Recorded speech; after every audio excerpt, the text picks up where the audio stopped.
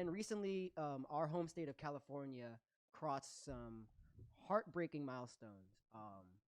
The state itself crossed 3 million total cases of coronavirus, and Los Angeles itself became the first city to pass 1 million cases, I Yep. believe.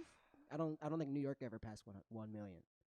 I think Yeah, I think they're the first. I yeah. think LA would be the first county to. LA was for a time the #1 county for transmissions in the world for COVID-19. That's like nuts. Like, and it's crazy because everybody was like, "Oh, it's New York. It's the subway systems. It's that." LA is pretty spread out. LA is Super spread is out. a car city, you know. Yeah. And actually, I have a source from the CDC, and they write that county officials are currently investigating 538 workplace coronavirus hotspots, which is the highest number yet. The country launches. 38. Yes, the county launches such an investigation when there are at least 3 laboratory confirmed cases in the environment. Nearly every type of workplace in the county in LA County is now being investigated, which includes warehouses, offices, factories, distribution centers, police, fire stations, courthouses. Anyway, literally all workplaces. I have to comment for a second. I am listening to you. Jack Charman's fucking dying in the background, and I don't know what's happening. I don't know why that's happening, but I want to comment on it because I'm sure you will hear it in the audio track, like his struggled laughter, his strained laughter. So please, Brandon, continue with what you're saying. I just wanted to comment on it so that people didn't think there was like something strange happening in the background. Please pay us no mind. I saw it and I ignored it. That's the best thing to do, but I knew that we were going to be able to hear it, so I just had to. Guy with this Kermit hoodie on. I'm so sorry. Trying to bring it. So most of the outbreaks that are happening are actually coming from workplaces now. Yeah, that makes sense. I mean, as the the country starts to like try to reopen and stuff, because that was kind of the policy. What do you mean? Like the policy prior to this administration that just came in was let's try to open the economy. And yeah, for sure. And that didn't happen everywhere, obviously, but some places really did try. LA being one of those places, they tried to open up some establishments, try to do outside dining and restaurants and things. Yeah, there were a lot of problems with it. I mean, I was in LA not too long ago, and I was driving down Abbot Kinney, which is a road in Venice. You guys might not know, but it's a road in Venice Beach, California, and there were hundreds of people in the streets, like brushing shoulders, walking by each other. Some in masks, sure, but yeah, like that's really the problem is the workplaces and people thinking that they can just like go out now. Yeah, like I could be quarantined 23 hours a day, or not. That's not gonna work. But I could be quarantined 23 hours a day and then go to work. I'm exposed. Yeah. So it's like it's not a quarantine anymore. And one official put it in a news conference held this Monday. He said that there are outbreaks everywhere now. So there's no sort outbreak. There's no sort of for the Half-Life fans. There's no sort of like leeway anymore. Like COVID is out. It's widespread. Like, and even my workplace got shut down a few weeks ago because of COVID, and then it got shut down a second time. And I had to get tested 3 times. And it's crazy because what am I supposed to do? I have to go back to work tomorrow. I work tomorrow.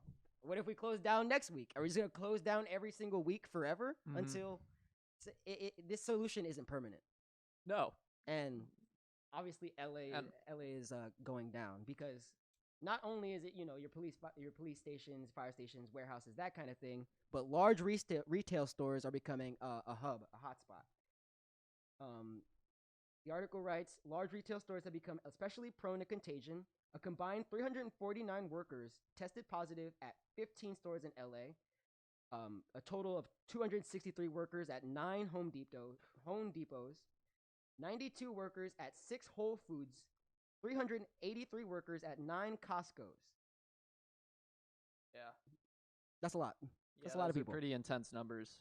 And according to the county data, more than 11,800 workers have been infected at workplaces that are currently under investigation.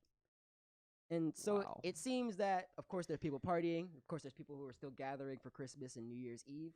But the standard of how we do business is incompatible with the extreme circumstances of a pandemic, right? Definitely.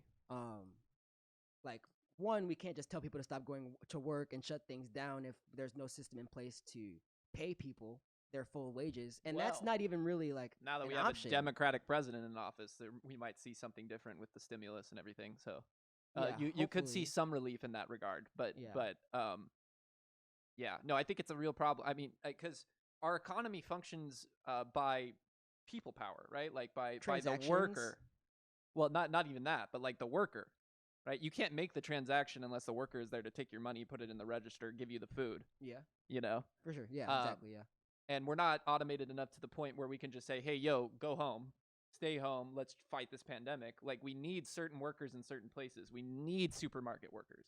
And there's no situation where we could just pay people enough to sit home forever. Like there's sure. Like it's just not realistic. Yeah. There's a middle ground, and the middle ground is having unemployment available to people. Like I got unemployment for the weeks I didn't work. My job was able to cover me. Yeah. For like a little bit of percentage of what I was supposed to make. So I'm still alive, but what if my job closes down next week? What if my job closes down again and again and again? Like there's no sort of reliability here. Mm-hmm. Everything is up in the air, and it's very, very scary. Yeah. No, super scary. Yeah. But- Especially when LA is becoming a hotspot for the entire country and the entire world, like you said. Yeah. No, it's definitely scary. I mean, I like I'm not gonna go back to LA now.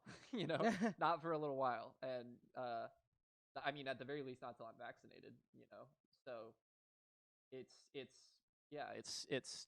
very crazy. To look at the reality of it again and again. And you know, me and Brandon watch and intake a lot of news now because we do this show. What I look at like every day on the New York Times is like the COVID numbers. You know, that's like bright letters right at the top of the New York Times website almost every day. The last couple days it's been like Biden and Trump stuff, but most of the time it's those numbers right like front and center, and you have to look at it almost every single day. Yeah. Yeah, it's super troubling. It's just troubling. Yeah. You know, like Yeah. we're blessed to have Biden in there, you know, so we can have someone to rely on, but it's like every day could be like I don't know. Like this is really sad, but like every day could just be that one day you wake up and like someone you know has COVID and like the breadwinner or like and it was really, really powerful to see Biden, sympathize with that.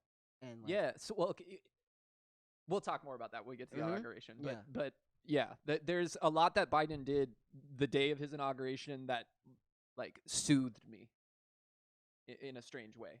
But yeah, we'll talk more about that. Yeah, I also want to talk about a second story that I feel has to do with this